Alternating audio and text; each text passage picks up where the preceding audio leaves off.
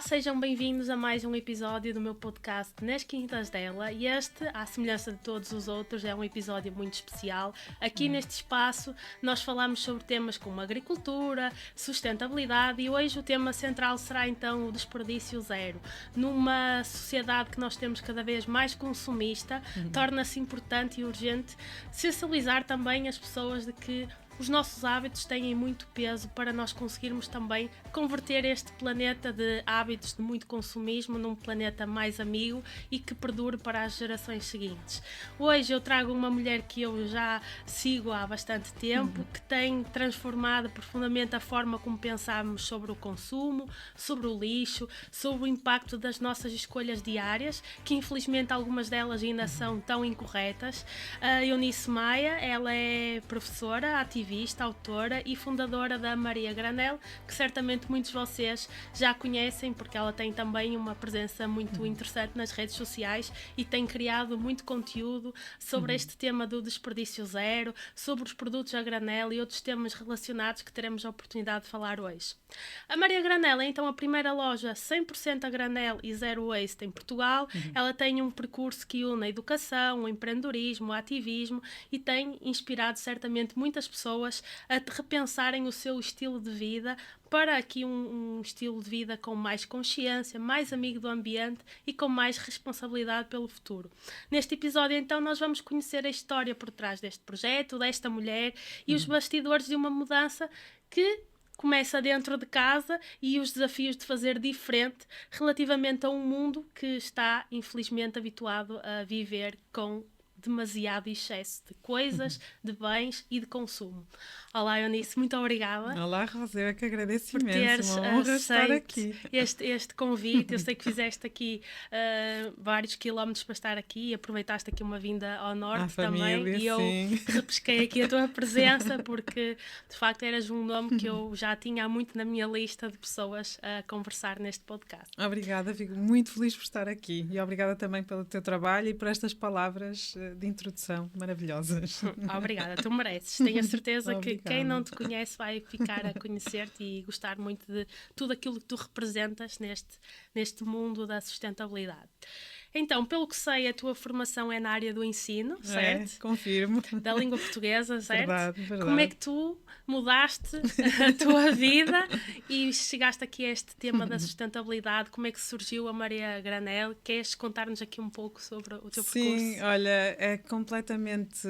Eu acho que é uma história muito improvável e imprevisível. Eu fiz todo o meu percurso. Se calhar eu começo mesmo pelas minhas raízes. Eu sou minhota, venho de longas gerações de lavradores, quer do lado da minha mãe, quer do lado do meu pai. Tive o privilégio de, junto da minha avó materna, crescer em total liberdade, contacto com a terra, pé no chão, perceber o ritmo das estações, agradecer também à terra pelo que ela nos dá. E o que aconteceu depois foi que o meu percurso universitário foi fora destas raízes rurais. E então eu fui primeiro para Braga, depois para o Porto e depois ainda para Lisboa. E o que aconteceu foi que me desvinculei destas origens e, curiosamente, ironicamente, tive uma fase extremamente consumista. Portanto, nos antípodas, como é que... totalmente o contrário daquilo que a minha educação inicial me proporcionou. E depois o que aconteceu, portanto, em termos de formação, a minha vida foi toda, em grande parte, dedicada ao ensino. Tive uma parte também de investigação em literatura, em poesia contemporânea, novíssima poesia. Então gostas de escrever também? Gosto muito de escrever, gosto muito de ensinar, acho que ainda gosto mais de ensinar do que escrever. E depois o que acontece é que o meu marido tem uma ideia de negócio em 2013 e, portanto, detecta uma necessidade no mercado. Já havia supermercados biológicos, já havia supermercados com secções a granel, mas e nós estávamos ainda aqui em plena crise económica, não havia nenhum espaço que combinasse o biológico e o granel a 100%. E, portanto, decidimos trazer esse conceito. Tivemos a sorte de ser recebidos em Barcelona pela Marta, que tinha já uma cadeia de lojas a granel e que nos mostrou os bastidores do negócio. Achámos que fazia todo sentido, que estava na hora. assim que ele me conta esta ideia, eu acho que me apropriei um pouco dela também. E depois, à medida que foram 2 anos intensivos a pensar o conceito, e eu fui sendo confrontada. Portanto, isto só para te dizer que eu sempre quando falo da minha história, sinto-me de facto um corpo estranho no mundo da sustentabilidade, porque não era todo o meu trajeto, nem tinha qualquer consciência, não tenho qualquer passado de ativismo ou de ambientalismo, bem pelo contrário. Embora o meu pai fosse uma figura muito consciente e continua a ser, e às vezes eu até tinha, com toda a honestidade, quando era adolescente, até achava o comportamento demasiado estranho, e portanto eu fui para um rumo e achava que o meu pai estava no outro extremo, e é muito interessante. Hoje em dia tenho imenso orgulho nesse passado, nessas origens e na forma de estar do meu pai. Mas isto para te dizer que de facto dois mundos, não é? Sim. Que depois finalmente se cruzam graças à Maria Granel. E o que acontece para mim... Surgiu em 2015, não é? A ideia foi em 2013 e depois nós abrimos em 2015. E a poucos meses de abrir, eu vejo uma reportagem na internet com a Bea Johnson, e foi a primeira vez que eu ouvi falar de estilo de vida já ouvi dizer que também é uma das zero, tuas inspirações. é uma das grandes inspirações. E ela, portanto, a reportagem era sobre o estilo de vida, mas eu nem valorizei tanto o facto de ser estilo de vida e ser um comportamento mais vasto para além do que o de consumo. E então assisto na reportagem ao trajeto da Bea Johnson dentro de um supermercado, a dirigir-se a uma secção lateral marginal, portanto, de granel, a abastecer-se diretamente para os seus frascos. Portanto, ela fez ali o chamado refill dos seus próprios frascos, a chegar a casa, a arrumar, e, portanto, naquele gesto, sem gerar, recusando embalagens descartáveis e abastecendo só da quantidade exata. Isso fez sentido para ti. Exato, foi o clique. Já sabíamos que queríamos que fosse uma mercearia, também por homenagem a uma tradição que está profundamente enraizada na nossa cultura e nos nossos hábitos de consumo, e que entretanto se perdeu, e portanto era resgatar também. E depois fez todo sentido. E hoje isso é um gesto óbvio, mas na altura não era, dizer às pessoas: tragam os próprios recipientes e os próprios sacos e reutilizem em loja. E foi a Bea Johnson que inspirou, dentro do nosso conceito, esse sistema em concreto, né, de refill on the go, portanto, na passagem pela loja, trazer os próprios recipientes e reabastecer. E como é que as pessoas reagiram, as primeiras reações à Maria Granel? Olha, foi muito interessante. As reações foram imediatamente muito boas, e eu lembro perfeitamente de pessoas que entravam na loja não só porque os cheiros, os aromas convocavam uma experiência que era uma experiência de memória olfativa, afetiva, das avós, antigas mercearias, exatamente. Pessoas até que falavam que se lembravam imediatamente do cheirinho do cartucho em que as pessoas eram servidas. Pessoas que entravam por curiosidade, porque é uma experiência totalmente diferente, não é? É profundamente exuberante. Tu consegues ver, não há embalagem, portanto, não há ali nada que distraia. Que saia, exatamente, que seja obstáculo entre o produto e tu, né? Quando estás em loja. Portanto, as cores, as texturas, é tudo muito mais exuberante e acessível. E, portanto, nesse sentido, as pessoas entravam também com curiosidade. O que é que foi muito engraçado foi perceber que esta parte, que agora é óbvia, que até está vertida em lei, né, de uma diretiva europeia sobre os plásticos descartáveis desde 2018, vertida na nossa legislação, e portanto permite e incentiva os consumidores a reutilizarem os seus recipientes. Na altura, em 2015, isso não era de toda uma realidade. Portanto, nós não só permitíamos, como incentivávamos. É um dos aspectos centrais do nosso conceito. E, portanto, passaram-se... Eu lembro-me que toda a gente na equipa, não é? Nós tínhamos formação para receber, as pessoas traziam os seus próprios frascos e, portanto, há ali todo um ritual de pesar a tar, a registar, depois descontar, e, portanto, estávamos todas treinadas para isso, mas durante muito tempo, ninguém fez isso, até que apareceu, era um cliente nosso, já tinha estado na Bélgica e, portanto, já vinha com esse hábito também completamente... introduzido no seu dia-a-dia, e então trouxe os seus frascos, abasteceu-se, e foi muito bonito, porque eu tenho noção exata de que foi um momento de viragem no conceito, porque a loja estava com muita gente, felizmente, e as pessoas olharam, vou lembrar disto quase em câmara lenta, e portanto perceberam que era um gesto simples, que podiam, se fosse prático nas suas vidas e se fizesse sentido no seu contexto, podiam passar a implementar, e foi de facto o que aconteceu. E hoje, 10 anos depois, já é muito mais natural para elas. Completamente, completamente. Faz parte das suas vidas. Não vou dizer que toda a gente adorava, não é? Que fosse possível, mas não é, e temos uma vida muito célere e sabemos, nem sempre é fácil planificar as compras, mas quando é possível temos muita gente de facto em loja a fazê-lo, com absoluta naturalidade. Se não é fácil trazer os frascos, então tenho em casa um kitzinho de compras e já tenho os meus sacos todos dobrados, sejam eles de papel, de plástico, de pano. Eu ia-te perguntar isso, que tipo de embalagens é que as pessoas trazem? Queres um campeonato da criatividade? Sim, é que temos de tudo, é fantástico. Sim, eu gostava de saber, por acaso. Temos desde, lembro-me de já ter servido em caixas de cereais que estão a ser reutilizadas, e isso acontece para determinados produtos. Depois as latinhas de bolachas também desfilam pela loja, frascos antigos é o mais comum, mas as pessoas são muito criativas. Já houve meias de nylon que estão a ser reutilizadas. Sério? Para as leguminosas, por exemplo. Muito criativos. Muito criativos, sim. Porque é muito isso também, a sustentabilidade também passa muito por essa adaptação e criatividade. Se nós temos esse tipo de recursos, porque é que nós não o poderemos usar? Mais sustentável é usar o que já temos. Não é? Ao longo destes 10 anos, certamente que o teu negócio passou por alguns desafios. Quais é que são aqueles que deram mais dores de cabeça?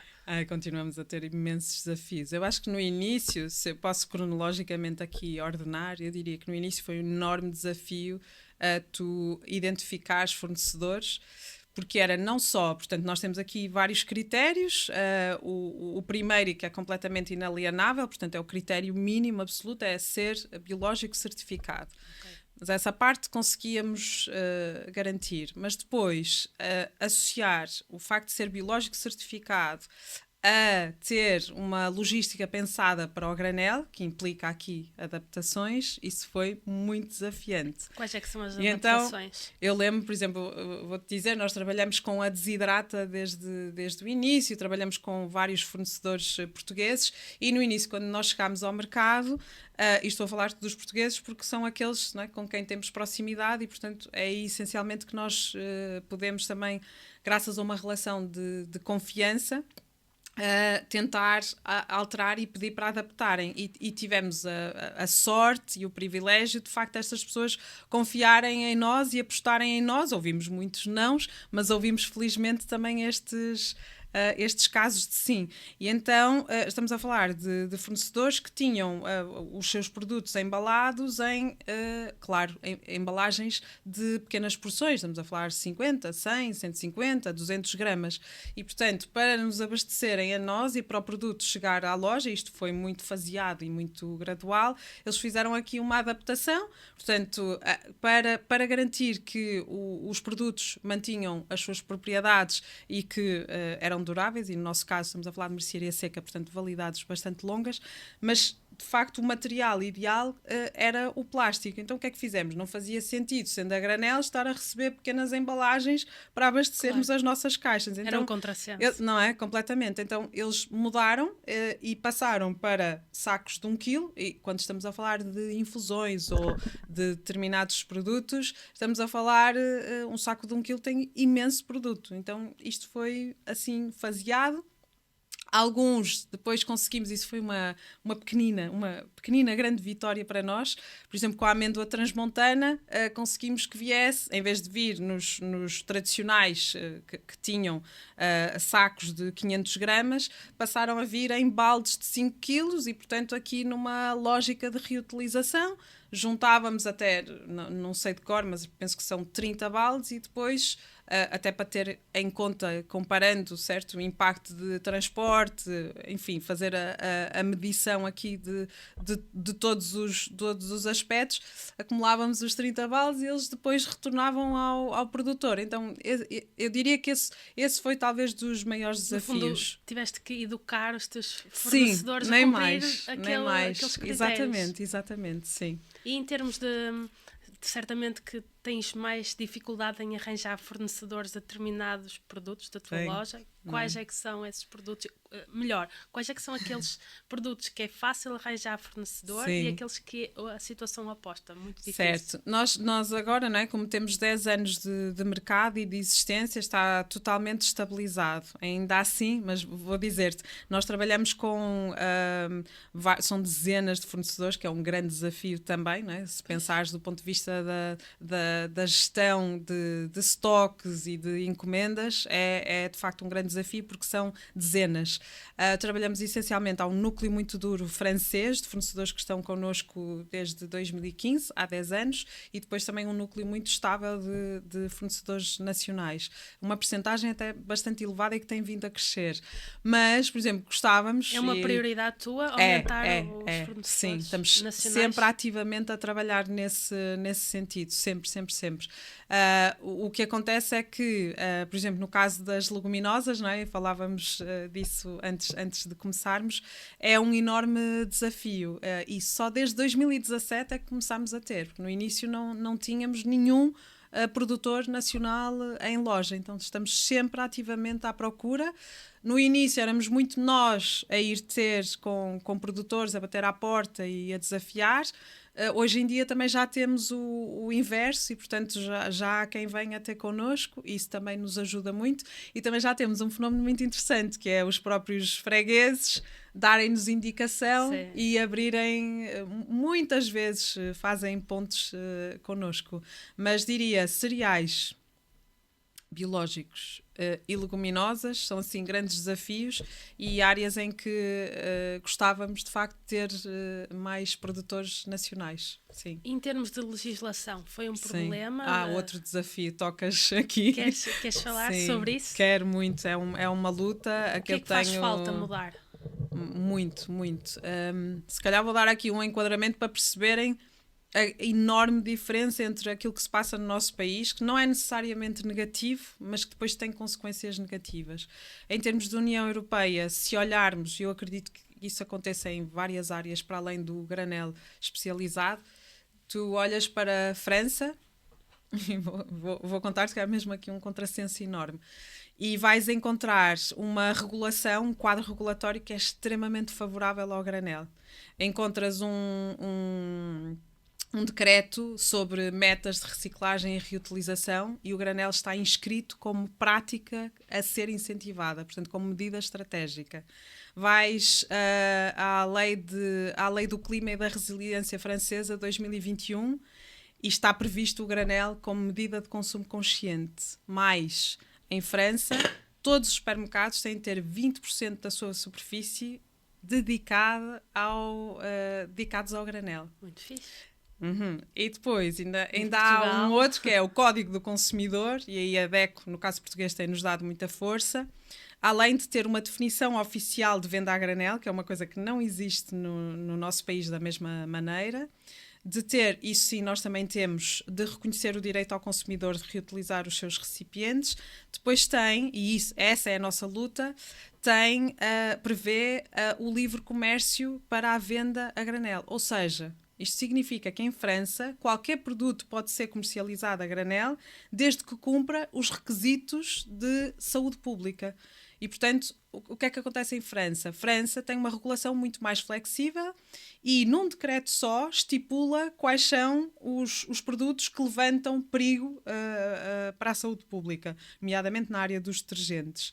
No caso português, a posição é oposta. Em vez de ir pela flexibilização, vai pela proibição e impõe a pré-embalagem de uma série de alimentos que estão presentes todos os dias na mesa das famílias.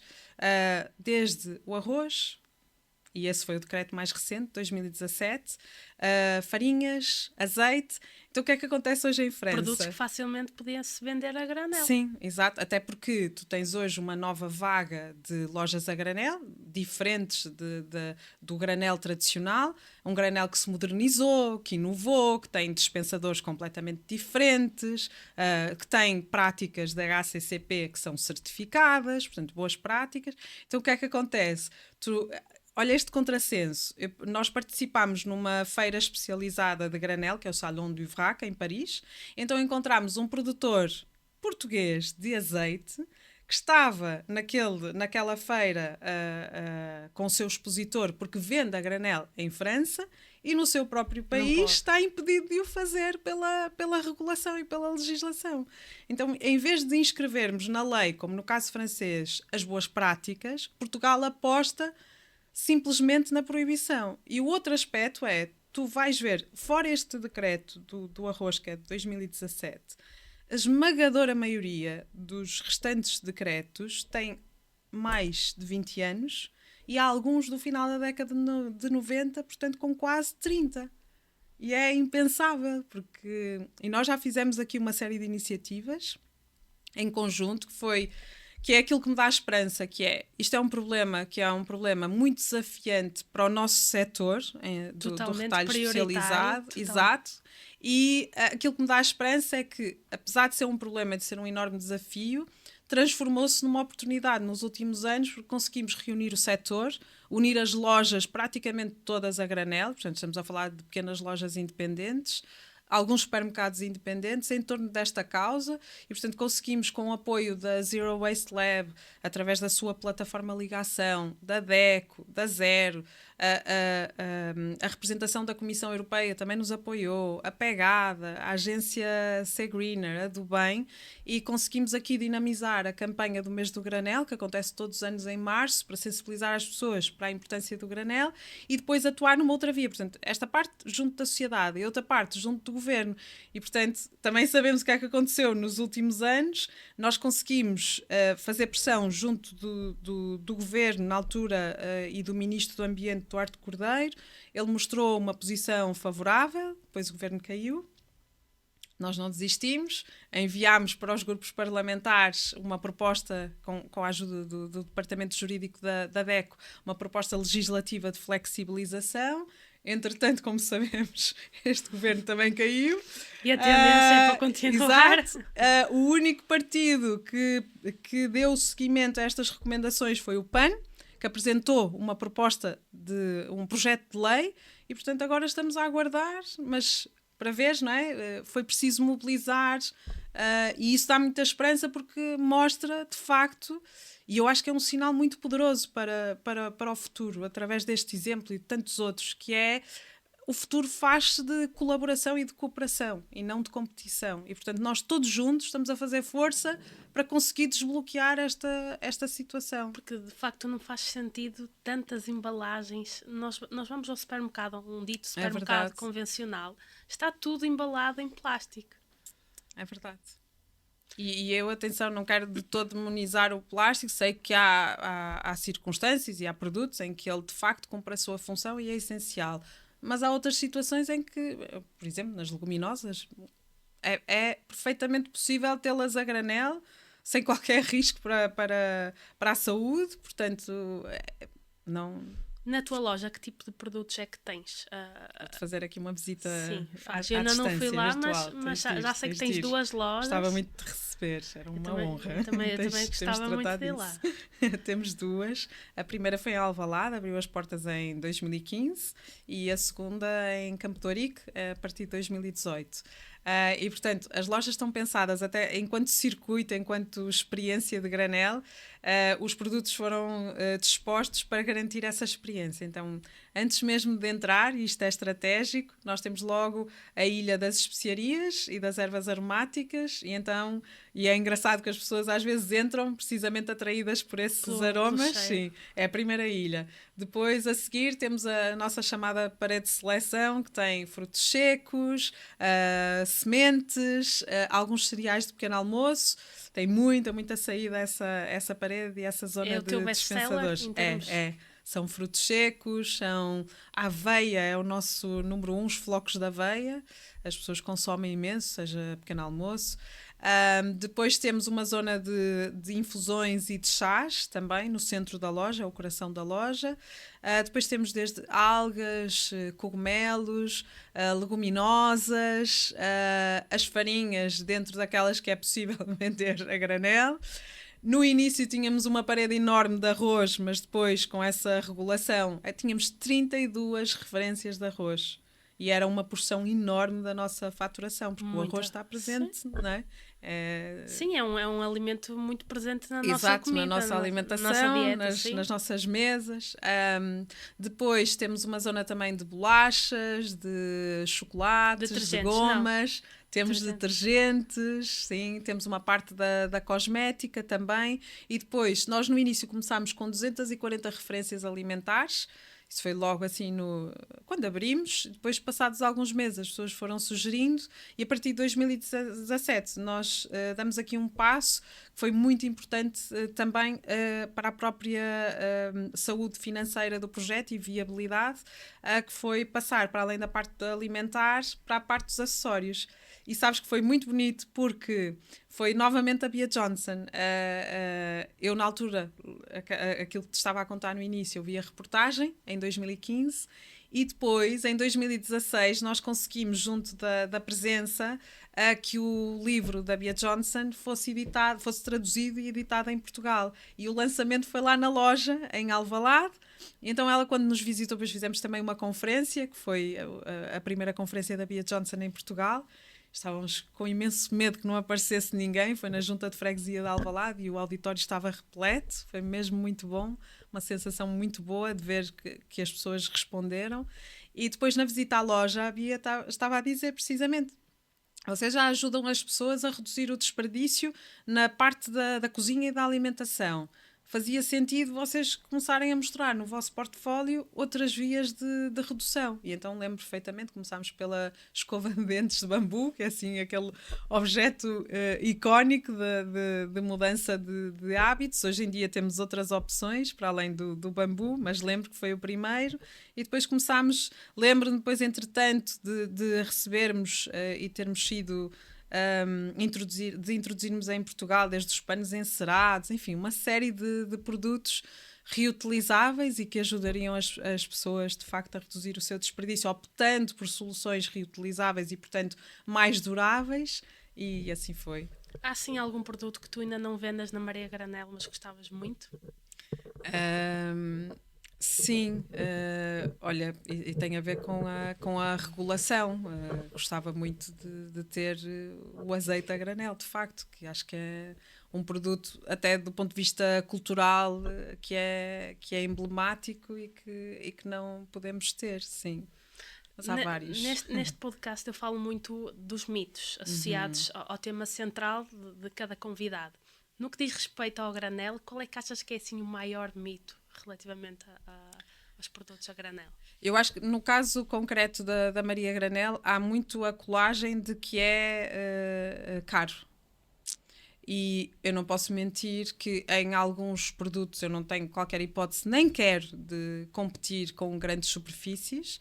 E até porque seria muito difícil. É completamente diferente. A proposta de valor é completamente diferente. E, portanto, de facto, nós posicionamos-nos não pelo preço, nunca será esse o nosso diferenciador, pela qualidade, e depois olhando para... Se as pessoas fizerem o trajeto todo daqueles produtos que ali temos... que acho que é muito importante olhar também para a memória desse produto e para todo o trajeto. De facto, aquilo que propomos é valor, não é todo o preço. Mas, curiosamente, sabes, e ironicamente, e posso dar alguns exemplos muito concretos, por exemplo, no caso das infusões, a pessoa que compra a granel, e depois é muito curioso porque nós temos o preço, temos duas referências, temos o preço do quilo, e as pessoas não estão de todo habituadas a pensar no preço do quilo, porque estamos formatados para comprar em pacotes, e depois temos o preço a pensar precisamente no facto de nós estarmos habituados a comprar em pacotes, que é o preço, depende do produto, ou 100 gramas ou 20, que é normalmente a porção que nós compramos tradicionalmente em embalagem. E então, falta esta ginástica e nós também temos de ter um papel educativo nesse aspecto, que é mostrar às pessoas e ajudá-las a fazer essa conversão, esse raciocínio e esse cálculo.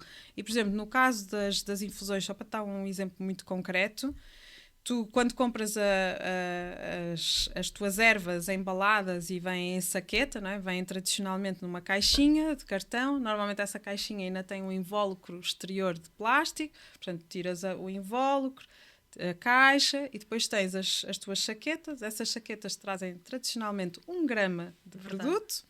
São mais ou menos 20 saquetas. Envoltas em plástico. Exatamente. Às vezes, dependendo das marcas, essas saquetas ainda têm componentes sintéticos e, portanto, tu depois quando estás a mergulhar, quando estás com a saqueta na água quente e depois a ingerir, estás a ingerir também esses componentes sintéticos, mas retirando essa parte. Então, quando vais comparar, o granel é várias vezes mais económico. Tu consegues comprar uma porção, consegues comprar muito mais quantidade pelo preço daquela caixa inteira. Eu acho que as pessoas ainda é o poder do hábito. Eu acho Sim. que isto é um caminho. Há 10 anos atrás, quando começaste, se calhar era muito mais difícil do que é hoje. Sim, portanto, eu acho que hoje em dia, apesar de que eu acho que há uma fração da população que está nem aí para as questões da sustentabilidade, infelizmente, mas eu acho que há uma fração da população cada vez maior que mais se interessa por esses termos. Agora eu gostava de te perguntar, sendo tu professora, tal e qual como nós começamos por abordar esta conversa, como é que tu vês o papel da comunicação, da linguagem, da forma como nós comunicamos e despertamos as pessoas para a questão dos impactos ambientais, do desperdício zero? Eu sei que tu gostas muito de trabalhar com escolas. Sim. Quais é que são as maiores dificuldades quando tu queres comunicar de forma eficiente a atual problemática que atualmente nós vivemos relativamente a questões ambientais? O que é que mais te apaixona nessa área e o que é que tu achas mais difícil a mensagem de chegar aos jovens? Excelente questão e acho que é de facto um enorme desafio. Eu acho que a comunicação é central. Acho que é muito importante e olha o teu exemplo que acho que é aqui absolutamente extraordinário, que é a comunicação de ciência por parte de quem está nesse mundo e traduzir de forma simples e clara exatamente os factos e com fundamento científico. Acho que é essencial. Depois acho que há outra via. E essa, não é? Falavas há pouco das pessoas não estarem nem aí. E sabes, eu já fui essa pessoa há não muito tempo, não é? Há 15 anos eu não pensava sobre o impacto dos meus gestos. E foi a Bea Johnson, foi a Ana Pego, bióloga marinha, então foram mulheres, sobretudo mulheres, curiosamente, ou não, que acabaram por me influenciar e por inspirar. E eu acredito muito nisso, que há uma via de acesso que é sobretudo emocional. Portanto, para além desse papel de que falávamos há pouco, da comunicação da ciência, há depois um papel que é profundamente emotivo e que eu acho que é muito a via das artes, da linguagem também, da literatura. E, por exemplo, o caso da Ana Pego, eu estava com alunos de 13 anos e nós fomos à exposição da Ana, que deve ter sido das primeiras pessoas a perceber-se e a atuar, a agir ativamente em relação a esse problema, a recolher resíduos plástico na costa e a transformá-los em arte. E eu lembro-me do abanão que foi estar com os miúdos de 13 anos na exposição da Ana em Cascais. E de perceber que de facto era artivismo, portanto, na verdade, o que ali estava era arte feita a partir do lixo que todos nós estávamos a descartar de forma errada, sem pensar no impacto que ele teria em termos de ecossistemas marinhos. E foi transformador para mim e para os miúdos, e foi uma linguagem diferente e que tem um apelo emocional, portanto, e depois acredito muito também no poder das narrativas, nas histórias de cada um. Achas que é uma forma de os envolver? Acho, completamente. A forma como nós comunicamos contando uma história, achas que eles sentem-se mais conectados? Acho, e acredito muito também no poder da narrativa pessoal enquanto autenticidade. E muitas vezes, por exemplo, eu noto em alguns públicos, por mais que eu projete os números, não deixa de ser abstrato. Mas quando tu falas, por exemplo, da tua transição ecológica, o que é que te fez mudar? Num caso Porque, pessoal, exatamente, é muito poderoso e é as muito pessoas sentem-se mais inspirador. conectadas. Completamente, completamente. E achas que os jovens eles estão mais receptivos hoje em dia às questões ambientais? Acho, e eu tenho o privilégio enorme de trabalhar. Vou dar-te um exemplo concreto que me emociona, que me motiva, que me dá imensa força, imensa esperança. Eu tenho o privilégio de trabalhar numa escola, portanto, eu tenho o projeto da Maria Granel e depois, como não sei ainda quem sou sem ensinar, eu procuro, enquanto for possível, conciliar sempre. E, portanto, eu tenho 2 turmas numa escola, que é o Colégio Pedro Arrupe, que foi o colégio que me permitiu ir para Lisboa e, portanto, é muito especial na minha vida também por isso. E tenho 2 turmas. São alunos que estão neste momento no 12º ano. Estou essencialmente com secundário. Portanto, já na fase final... Aqui já têm alguma maturidade. Exatamente. Portanto, também tem esta característica. E acompanhei isto. Podia dar-te inúmeros exemplos dos anos anteriores, mas vou falar-te de algo que está a acontecer neste momento. E tenho o privilégio enorme de assistir, por exemplo, para já trabalham em projeto, temas associados que estão conectados, estão relacionados com os ODS. E, portanto, logo por aí, exatamente, o Objetivo de Desenvolvimento Sustentável. E depois, no 12º, tem também várias cadeiras, nomeadamente no caso de Economia, e a minha colega de Economia desenvolveu aqui com estes alunos foram para a frente, com uma solução de base natural, é um retardador de incêndios e, portanto, desenvolvendo, pensaram nos materiais que iam usar, desafiaram o técnico, investigadores do técnico, depois para validarem cientificamente e para fazerem os testes, e criaram aqui um projeto que se chama X-Fire e que eu espero que chegue a todo lado. E, portanto, repara, não só empreendedorismo e uma ideia ao serviço da ação climática e aqui de adaptação também, e, portanto, parte científica também estão a trabalhar aqui múltiplas vertentes e a desenvolver uma ideia precisamente pensada para combater alterações climáticas e o seu impacto. E, obviamente, tenho a noção de que se trata de um privilégio e que estou neste contexto, mas isto para te dizer que podiam não estar a fazer ou podiam não se estar a dedicar a essa parte.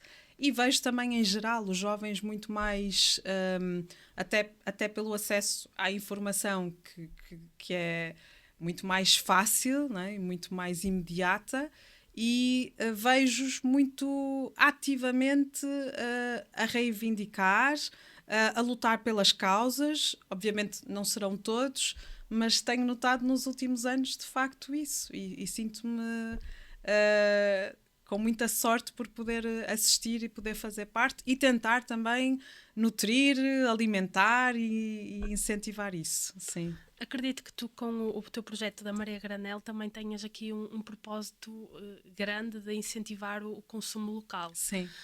Quais é que achas que são as principais barreiras atualmente para o consumidor ainda continuar a preferir os produtos importados, muitas vezes em detrimento dos produtos nacionais? Porque, por exemplo, tu estás posicionada no mercado mais de nicho, mas se nós olharmos e formos, por exemplo, aos hipermercados, sim, muitas vezes o consumidor, e houve aquele programa do Portugal Sou Eu, Consuma Nacional, verdade, excelente, não é? Mas eu acho que isso, infelizmente, ainda não se refletiu ainda muito no aumento do consumo nacional, procura, porque as pessoas atualmente, fruto de terem um orçamento familiar limitado, muito baixo, acabam muitas vezes por optar por produtos importados que são mais baixos. Eu lembro-me aqui do caso gritante que eu sempre que vou ao supermercado, eu vejo, por exemplo, as laranjas, a laranja do Algarve, que toda dispensa apresentações em termos de qualidade, e nós olhamos, por exemplo, para a laranja da África do Sul, que tem quase metade do preço. Verdade. Qual é que é a tua opinião sobre o assunto e de que forma é que a Maria Granel tende a tentar contrariar esta tendência?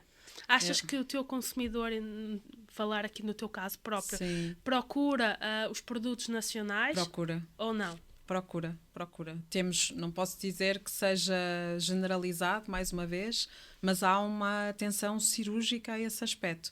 Uma das informações que está obrigatoriamente presente nos dispensadores é a origem. E quem nos visita quer saber e pergunta quando não é, e por exemplo temos vários casos, não é? nas leguminosas, nos cereais, noutras áreas, em que as pessoas perguntam mesmo, mas porquê é que não está aqui um produtor português? E depois nós também temos de facto de explicar, e é muito importante. Eu acho que o nosso conceito, não é? Só posso falar do meu, que é aquele que eu conheço por dentro, tem também esta enorme vantagem, que é um conceito de proximidade. E quando eu digo proximidade, é de facto tu poderes estar ali em loja e rapidamente conseguires intervir e explicares e contares o que está por trás e o trajeto todo, desde a terra até à loja. No fundo, isso também faz toda a diferença. a cadeia de produção. Completamente. Porque, quer dizer, uma coisa é nós comprarmos um produtor local, outra Exato. coisa é nós comprarmos um produto que atravessa é verdade, longas... que atravessou completamente, não é? O que é que achas que falta fazer mais ou que faz sentido para incentivar ainda mais o aumento do consumo nacional?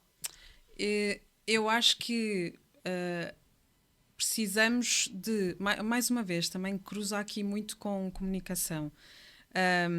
Acho que as pessoas nem sempre têm noção onde encontrar.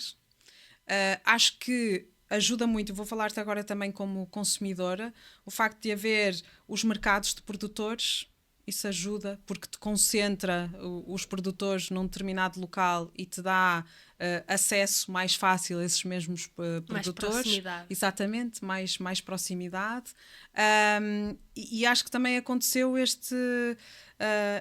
esta tendência muito acentuada de... e eu falo novamente por experiência própria, à medida em que a minha vida se urbanizou, aumentou a distância destes centros de produção e quebrou-se a ligação afetiva e de proximidade. E, portanto, eu acho que, por exemplo, neste momento, os municípios têm de ter muito essa responsabilidade de voltar a aproximar. E, novamente, quando tu conheces a história, quando estás perto, quando sabes dos desafios, é completamente diferente. Quando tens possibilidade de falar cara a cara, de explicar o valor do teu produto, acho que isso é essencial. Portanto, facilitar o acesso, garantindo que está disponível em termos de proximidade, e comunicar o valor, a história, para que as pessoas conheçam quem ali está e como poder aceder.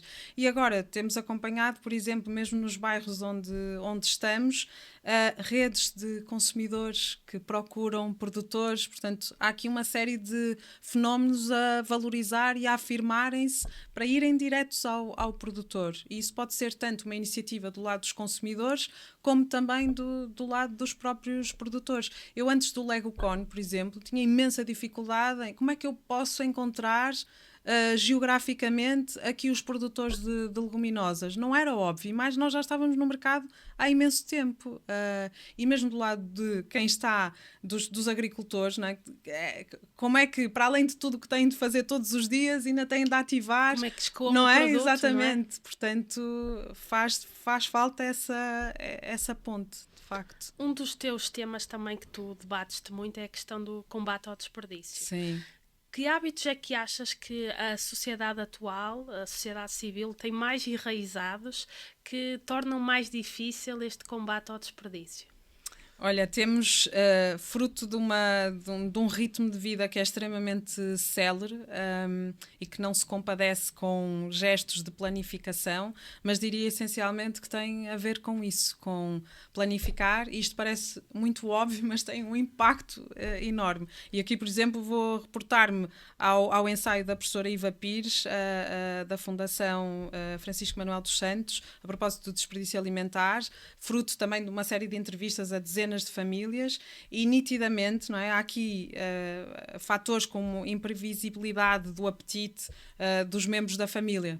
Okay, não dá para contornar, então crianças ainda mais, mas depois o facto de não planificarmos, de não fazermos algo tão simples como uma lista de compras e depois, e isto parece mesmo muito básico, mas É chamadas depois compras por impulso. também, e é uma lista que tu fazes em função do que gostarias de que fossem as refeições da semana, em vez de fazer um processo que é ligeiramente diferente, que é assegurar primeiro uma auditoria à tua despensa e ao teu frigorífico e em função do que já lá temos, porque às vezes não fazemos este cruzamento, pensar nas refeições com o que já temos. E tantas vezes aquilo que já temos, cruzado e combinado de outras formas, daria para Algumas mais refeições e, portanto, estás a combater. Depois temos muito o impulso, e aí entra o fator económico, de pensar nas promoções e tentar aproveitar tudo porque está a um preço muito mais interessante, mas acabamos por trazer às vezes muito mais do que aquilo que conseguimos depois de facto introduzir nas refeições de forma real e em tempo útil e portanto acabamos por desperdiçar.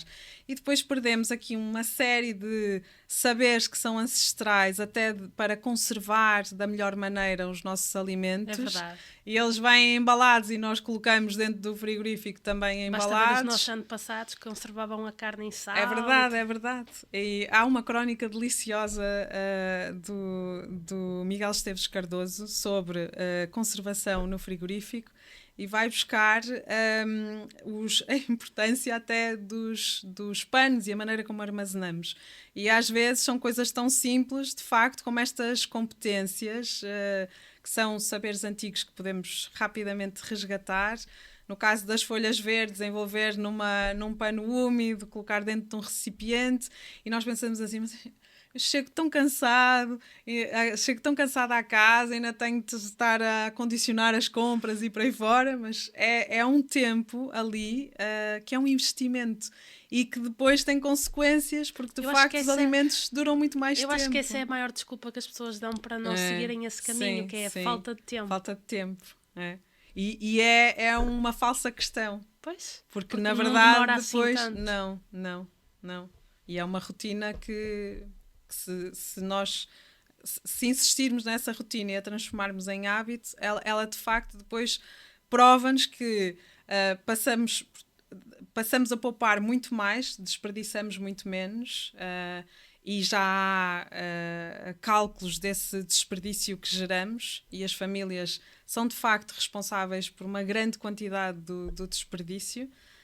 Mais do que setores do retalho, mais do que serviços alimentares, 60% do desperdício acontece nas famílias, nas nossas casas, e portanto há aqui uma série de técnicas e de gestos que são perfeitamente implementáveis e que fazem toda a diferença.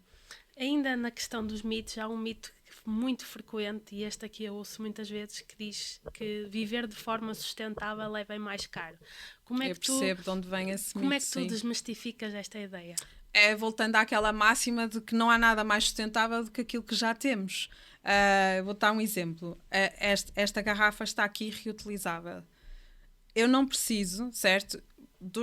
Tantas e tantas vezes... não faz sentido, por exemplo, eu ter de comprar uma garrafa só porque... E agora há uma febre, por exemplo, com aqueles copos, não é? É verdade. Uma garrafa, por exemplo, e eu alterno, e há tantas vezes que ando com ela, que é olhar para uma garrafa que já teve molho de tomate, certo? Essa garrafa que já foi de molho de tomate, lavada, dá para eu reutilizar como a minha garrafa de água. Eu não preciso de comprar sacos para ir às compras se eu já tenho sacos de plástico, sacos de papel, sacos de pano lá em casa e posso reutilizar. E isso é válido para tantas outras coisas. O caso da roupa, a mesma coisa. Se já existe, se há em segunda mão, se eu posso trocar com dentro da minha família ou da minha rede ou das minhas amigas... Para quê? Eu acho que ainda há outro problema inerente à sociedade, que é há muitas pessoas que têm vergonha do que é que os outros vão pensar se eu estou a comprar roupa em segunda mão. Verdade, isso acontece-me. A minha mãe, quando eu lhe digo, estou com umas calças em segunda mão, E já sei, quando chego lá a casa, e eu faço questão com orgulho, olha, é em segunda mão. Não acredito! Mas tu não sabes quem usou isso! E portanto há um preconceito, e acho que também é muito geracional. Ser um entrave também. Sim. E há também, e acho que isso é fruto do trajeto que fizemos também historicamente, e apercebo, mesmo tendo em conta a história da minha família, que há aqui um paradigma de escassez que é profundamente ativado e, portanto, são práticas que, na verdade, garantem a poupança de recursos, mas que estão historicamente muito associadas a um paradigma de pobreza. E, portanto, como nós fizemos esta evolução, felizmente, para uma sociedade que evoluiu e que, felizmente, deixou... tenta deixar este paradigma no passado, como as pessoas ainda associam muito, sobretudo numa determinada geração, mas, e vejo até pelos meus alunos, há essa mudança. Segunda mão, neste momento, de roupa está incorporada e faz parte dos seus hábitos, só para dar um exemplo, sim. Ainda bem, mas de facto é bom que os jovens estejam conscientes, mas eu também acho que há uma fração dos jovens que também gosta muito de exibir. Claro, completamente, e profundamente materialista. Porque lhes dá de uma certa forma um status na sociedade. Sim. Tu, como lidas com muitas pessoas, certamente, quais é que são aquelas perguntas que mais frequentemente fazem e como é que tu respondes a essas perguntas? Olha, fazem-me muita pergunta por onde começar. Pessoas, e eu acho que é o primeiro sinal, que acho que é extremamente positivo, quando alguém faz a pergunta e tem esse interesse, mas por onde é que eu começo? Para uma vida mais sustentável. E acho que é o primeiro sinal e o primeiro passo é precisamente esse, é ter curiosidade e pensar o que é que eu faço, e acho que é muito... Por exemplo, no início da minha trajetória eu falava muito do granel e depois a determinado momento pensei, não faz sentido eu estar a apregoar o granel quando, por exemplo, não há lojas a granel em todo lado. Não é um gesto que faça sentido ou que faça parte do contexto das pessoas. Portanto, e isso foi uma lição muito importante, que é perceber, não é? O meu caso é o meu caso, com um determinado contexto. No caso de outra pessoa, faz sentido olhar para o seu contexto e perceber o que é que pode melhorar e o que é que eu consigo implementar dentro da minha realidade, devagarinho dentro da minha realidade. E, por exemplo, alguém que se lembra de gostar imenso de andar de bicicleta e de querer ir mais vezes de bicicleta e tentar ir mais vezes de bicicleta. Então, por aí. Outra pessoa que está a pensar e que já experimentou porque alguém lhe deu a provar um prato vegetariano e até gostou, e diz, tenho de fazer mais vezes isto em casa, nas minhas refeições, e começa por reduzir o consumo de produtos de origem animal porque quer experimentar aquele prato, até viu uma receita interessante, olha, vou recriar aqui o alho francês à Brás, e começa por aí. Ou outra pessoa que se lembra, por exemplo, que lá em casa sempre se recolheu a água da chuva, ou a água enquanto espera que a água que aqueça. A água, e, portanto, bem muito escasso. Não é? Exatamente, portanto, para uma pessoa poderá fazer sentido uma via, para outra completamente diferente, mas são igualmente legítimas. Eu acho que o mais importante é cada um dar o seu contributo. Sim, e eu acredito muito. Eu sei que precisamos não só da via individual, mas das empresas, dos governos, de políticas públicas, e eu aqui mexo nestas 3 esferas diferentes e, portanto, percebo que é muito importante que todas elas concorram para esse objetivo, mas vou-te dizer, a determinado momento da minha jornada, o achar que uma pessoa só não pode mudar, isso também paralisa, e nós precisamos de muitas pessoas a querer mudar, mesmo que seja pouco. E houve uma frase que me marcou muitíssimo e eu li e disse, é mesmo isto, e que me ajudou a sair de um lugar difícil, que foi aplicado ao Zero Waste, dizer, nós não precisamos de uma mão cheia de gente a fazer o Zero Waste ou fazer o mínimo de resíduos, nós precisamos de milhões e milhões no mundo a tentar fazer de forma imperfeita, e acho que é muito, não estou a falar só do Zero Waste, mas sustentabilidade em geral, precisamos é disso, né? E a ação dá esperança esperança, dá também otimismo. Agora vamos aqui a uma parte que é assim mais divertida, que é o preferias. Ok. Então eu vou-te dar 2 opções e tu dizes qual é que preferias. Vamos a isso. Preferias dar uma grande palestra ou escrever mais um livro? Ai. Uma grande palestra ou escrever mais um livro? Acho que ia para a palestra. Preferias manter apenas a loja física ou dedicar-te só a um projeto educativo? Educativo. Acho que a educação é uma via de impacto extremamente relevante e chegaria certamente a mais pessoas do que através da loja. Preferias trabalhar só com crianças ou só com empresas na área da sustentabilidade? Ai, difícil.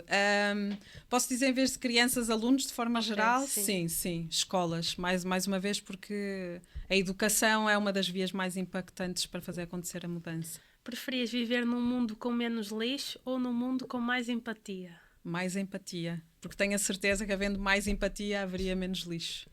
Boa resposta. Sim. Preferias passar um mês sem escrever ou um mês sem ensinar? Um mês sem escrever. Adoro ensinar. Preferias transformar um hipermercado convencional numa loja a granel ou criar uma escola 100% sustentável? Uma escola. Não é hipótese. Preferias trabalhar sempre dos bastidores ou estar sempre na linha da frente da comunicação? Olha, sou uma pessoa muito dos bastidores. Eu tenho de fazer um esforço para, embora seja o rosto do projeto e de facto tenha essa função também, mas sou uma pessoa de bastidores e de relações de pessoas. Então movo-me mais nessa esfera. Preferias ter um dia inteiro sem e-mails ou um dia inteiro sem embalagens? Eu acho que já consigo passar o dia sem embalagens e o e-mail também sabe muito bem, às vezes, estar sem ele. Preferias convencer 10 pessoas a mudarem completamente ou 1000 a fazerem pequenas mudanças? Acho que já respondi há pouco. Mais, exato. Preferias nunca mais comprar nada embalado ou nunca mais viajar de avião? Olha, a segunda, embora tenha muito mais impacto, né, quando vamos medir em termos de emissão de gases com efeito de estufa, mas tenho aqui um grande obstáculo. Meu marido é açoriano e, portanto, então, os Açores... Tem que ser. Sim. Para estar em família, de facto, temos de ir para os Açores. Preferias que todos os teus leitores praticassem o que escreves ou que cada um passasse a palavra? Passasse a palavra, sim. Ok. Agora, objeto do dia-a-dia que não trocas por nada.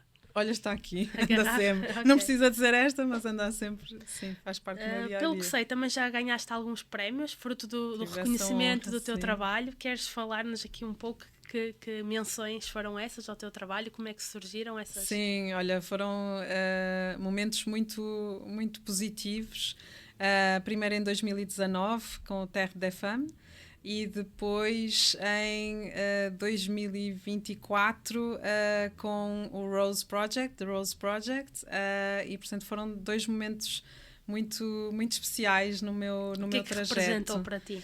Olha, representam pertencer aqui a uma rede de mulheres profundamente inspiradora. Eu lembro-me, há alturas, enquanto empreendedora, em que me sinto muito sozinha. É um ofício muito solitário e muitas vezes em que há vontade de desistir e acho pensar que... se estás no caminho certo. Exatamente, será que é mesmo isto? E depois acho que empreender também é isso, que é reerguermos-nos e reafirmarmos o nosso objetivo, lembrar-nos porque é que começámos e força, não é? Agir. E esses 2 momentos, um veio num momento particularmente difícil da minha vida. Eu tinha estado internada, sucessão de trabalho, demasiado trabalho, e depois o meu corpo, já que eu não parava, o meu corpo parou-me. E portanto veio numa altura em que eu estava de facto muito em baixo e deram uma notícia do Terre des Femmes no dia do meu aniversário. Boa pena. E eu pensei mesmo, que sinal tão bonito e que me dá tanta força, e permitiu-me conhecer aqui uma série de mulheres de diferentes áreas dentro da sustentabilidade, e foi muito importante, deu muita força, muita esperança, e sinto que passei a fazer parte de uma irmandade. E no caso do The Rose Project, outra vez numa fase particularmente desafiante, aqui no pós-pandemia e do granel em termos de consumo, e depois esta parte da luta também em relação à regulação. Peço desculpa. E foi novamente perceber, e neste caso era um prémio internacional, e ver as mulheres, as finalistas, os projetos, foi novamente uma força, deu-me muito ânimo e muita esperança. E também um sinal, às vezes, eu acho que quem está de fora, isto às vezes é injusto para quem está perto de nós porque não deixam de o fazer, mas às vezes quem está de fora parece que reconhece mais o nosso valor, sabes? E foi um momento do género, em quase 10 anos de história de projeto, dizer força, continua o que estás a fazer porque é importante, e às vezes também é decisivo nós termos este impulso. Se tu tivesses apenas 1 minuto para deixar uma mensagem a quem nos está a assistir, o que é que tu dirias?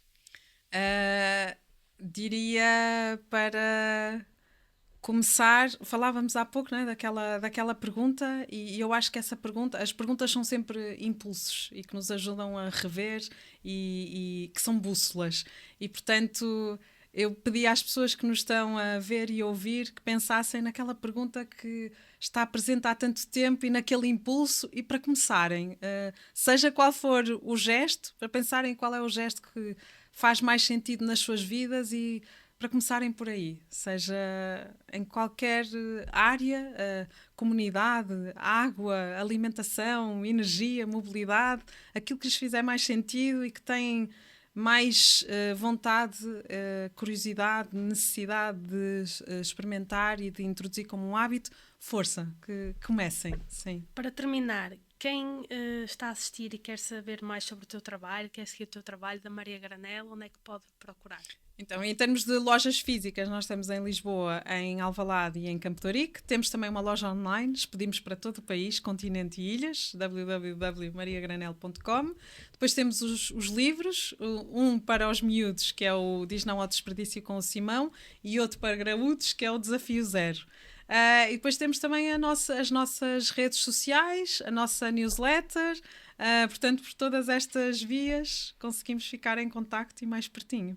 Olha, dou por terminada aqui a nossa conversa, muito mais tínhamos a falar. É verdade. Obrigada, Eunice, tu és verdadeiramente inspiradora. Obrigada, e de facto esta Rosa. Conversa deu para nós termos aqui ideias-chave do que é isto de ser sustentável, o caminho para o reduzir o desperdício, as oportunidades do granel, e portanto tu melhor que ninguém foste a pessoa certa para falarmos aqui destes temas. Portanto, obrigada mais uma vez por teres aceito o meu convite, estarmos aqui a conversar. De facto, e o teu trabalho maravilhoso. De facto, eu sigo o teu trabalho e de facto é inspirador, e convido todos os que estão aqui a assistir, caso não conheçam, que sigam aqui a Eunice. Digo-te mesmo. E olha, troco muitas vezes os teus vídeos com o meu pai, porque ele é o agricultor da nossa família, e inspiras-nos muitíssimo. Obrigada, Eunice, mais uma vez. Obrigada eu. Quanto a mim, é tudo. Dou por terminado mais um episódio. Este episódio focado aqui na sustentabilidade, no desperdício, na redução do desperdício,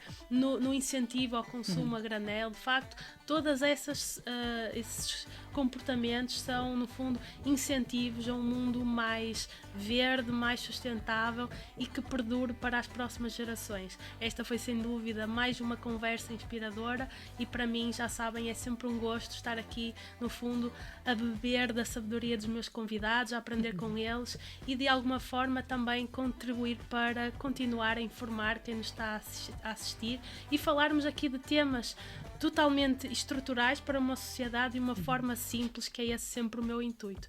Por isso, obrigada por estarem desse lado, e vemo-nos num próximo episódio.